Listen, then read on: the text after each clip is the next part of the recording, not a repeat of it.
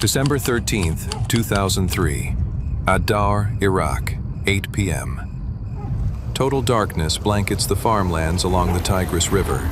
Special Ops soldiers, Task Force 121, move in complete silence. They are exhausted, on edge. The first two target farms were empty. It seems target number one, the ace of spades, has slipped away like a ghost again. Mission Commander Colonel James Hickey checks his watch. Time is running out. But tonight, they have a secret weapon. Not an advanced drone, not a spy satellite, but a terrified prisoner sitting in the back of an armored vehicle. The Fat Man, Mohammed Ibrahim, the head of Saddam's personal bodyguards. The soldiers pull him out.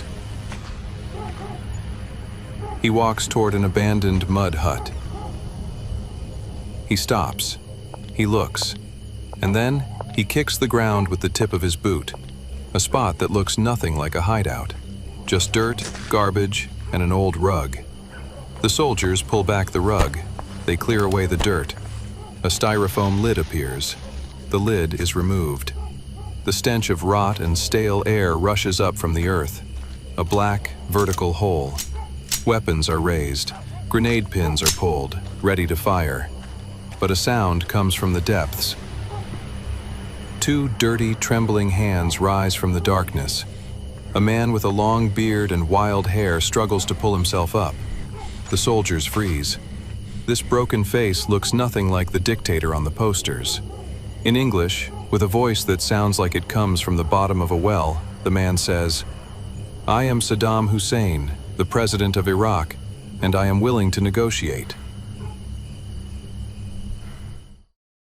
Tikrit, Iraq, 9 months earlier. The war is officially over. The statues have fallen. America dominates the battlefield.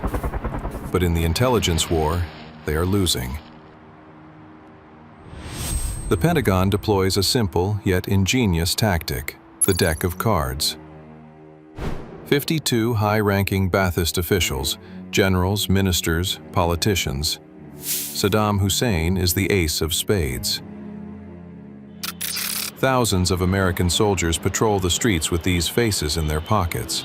But there is a glaring problem. The hunt, despite all the arrests, has hit a dead end. None of the generals know where Saddam is. Inside a cramped, sweltering interrogation room at Tikrit airfield sits a man who looks nothing like a war hero. Sergeant Eric Maddox, a low-level interrogator with bloodshot eyes from weeks of sleeplessness. He stares at the organizational chart on the wall, the faces of the high-ranking generals. Maddox steps forward and tears them down. He has a different theory. A dictator on the run doesn't trust his ministers. He only trusts blood. Maddox rewrites the strategy. He starts interrogating the invisible people. Drivers, cooks, gatekeepers, the targets the U.S. Army considered worthless. He begins mapping a new network. Red lines form across the whiteboard. All roads lead to a single route, the Al-Musalat family, Saddam's inner circle. Personal bodyguards, all from the same tribe. And at the center of this spiderweb sits an unknown face, a man on no playing card, Mohammed Ibrahim, the head of security.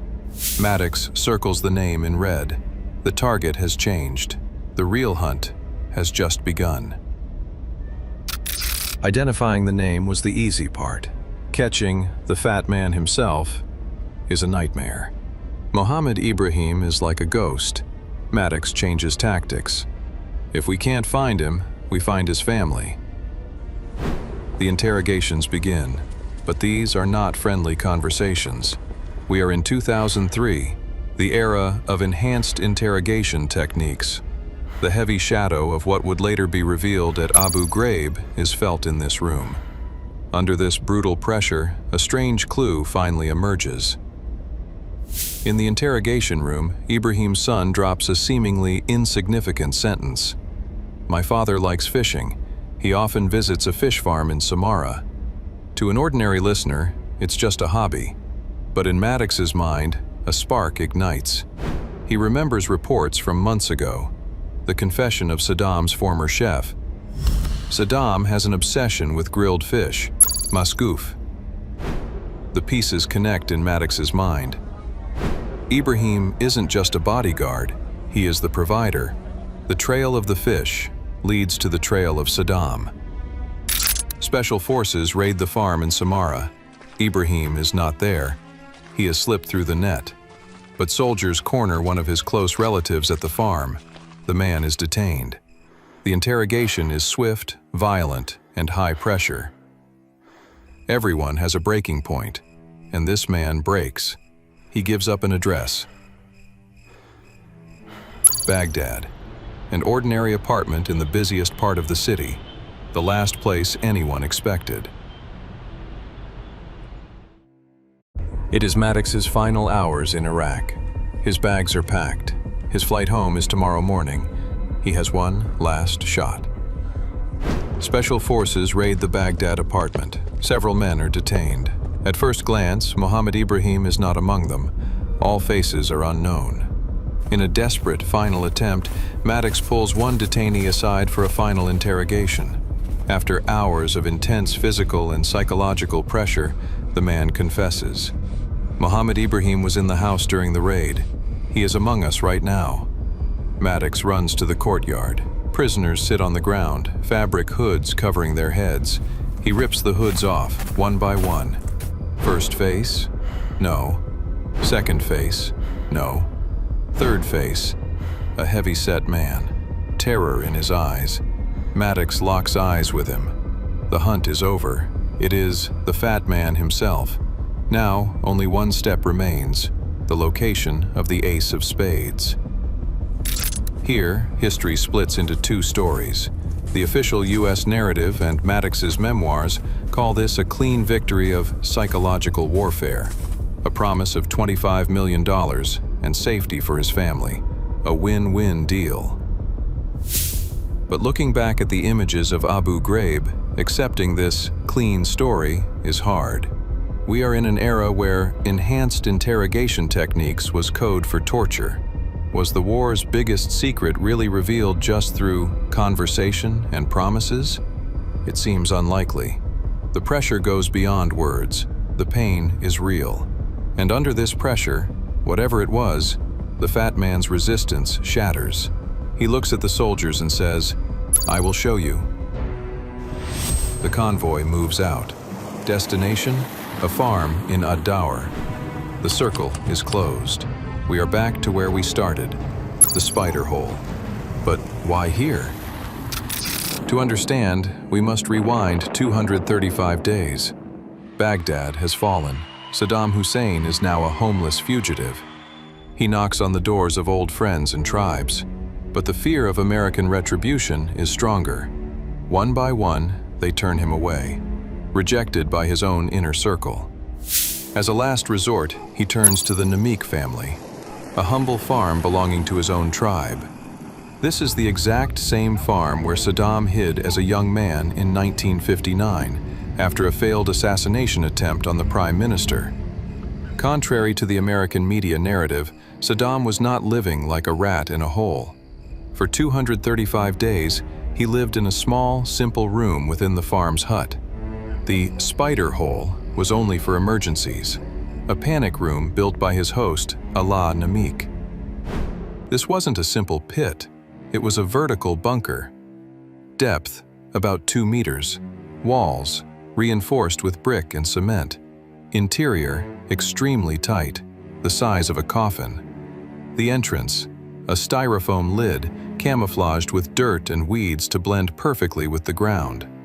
Air, a single small plastic pipe to bring oxygen in.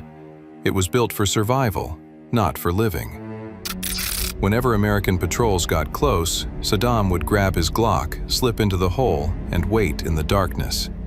Once they passed, he returned to the hut. He was not a passive fugitive. He was still the commander. Every day, listening to BBC Arabic radio, writing poetry, and most importantly, drafting orders to direct the insurgency. His only link to the outside world was one man, Allah Namik. Allah was his cook, his barber, his bodyguard, and his courier. He carried the dictator's messages to the resistance commanders and brought back the replies. But even the safest systems have a weakness: trust. Weeks before the capture, Mohammed Ibrahim, the fat man, visited the farm for a meeting. He was the head of security, but even he didn't know about the hole. During the meeting, Saddam left the room for a moment. Ibrahim seized the opportunity. He asked Allah, "If the soldiers raid us, where does the boss hide?" Allah, with complete trust in Saddam's top protector, made a fatal mistake. He described the underground hideout. He pointed out the exact location. He revealed the secret that Ibrahim would later sell in an American interrogation room. Because of that betrayal, they now know exactly where to look. The convoy halts in silence. Operation Red Dawn begins. 600 soldiers surround the perimeter. Delta Force operators storm the hut.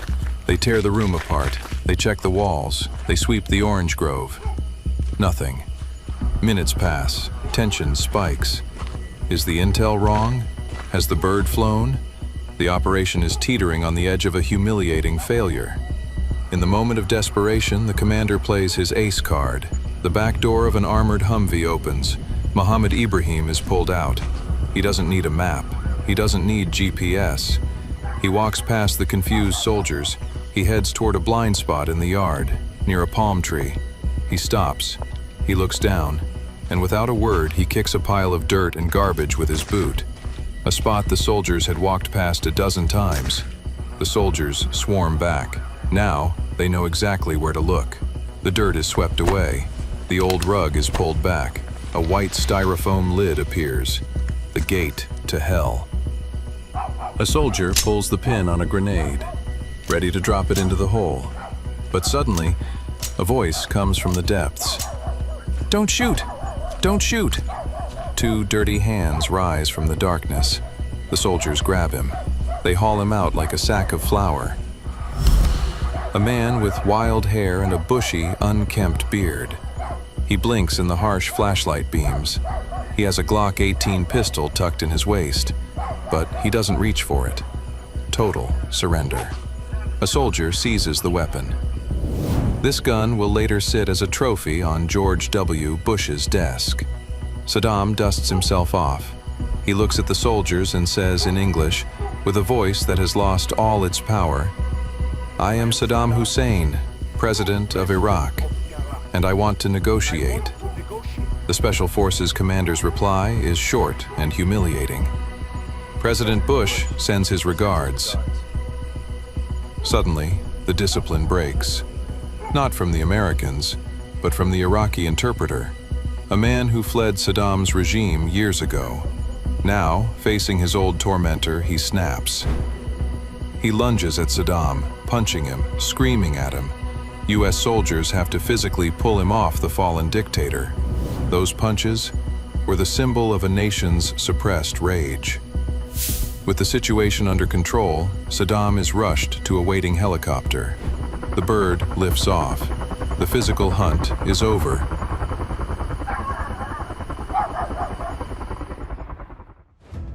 Capturing him wasn't enough. The U.S. Army knows they have to break the myth. They need to turn the Lion of Babylon into a pathetic old man. The war of narratives begins. P.S. YOPS teams deliberately release the most humiliating footage possible. Saddam Hussein being examined by an American doctor, mouth open, like an old horse having its teeth checked. A medic checking his hair for lice. The message to the world is clear. He is not a monster. He is just human, and he is finished. The next day, Paul Bremer takes the podium and delivers the famous line.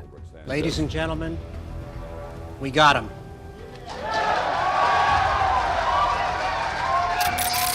December 30th, 2006, Baghdad. Dawn on the day of Eid al-Adha. Saddam has been sentenced to death. The execution chamber does not feel like a state proceeding. It feels like a mob revenge. As the noose tightens around his neck, there is no silence. Guards are shouting sectarian chants, mocking him in his final moments. The trap door opens. The drop. The story of the strong man of the Middle East ends at the end of a rope. His capture was a masterpiece of intelligence, betrayal, and technology. But the result? Iraq did not find peace. Saddam's fall opened the gates to chaos, civil war, and the rise of ISIS. The spider hole wasn't just Saddam's grave. Perhaps it was the grave of a region's stability. What do you think? Was his fate the result of his own crimes? Or was he just another victim of betrayal? Let us know in the comments. Don't forget to like and subscribe. Until the next video.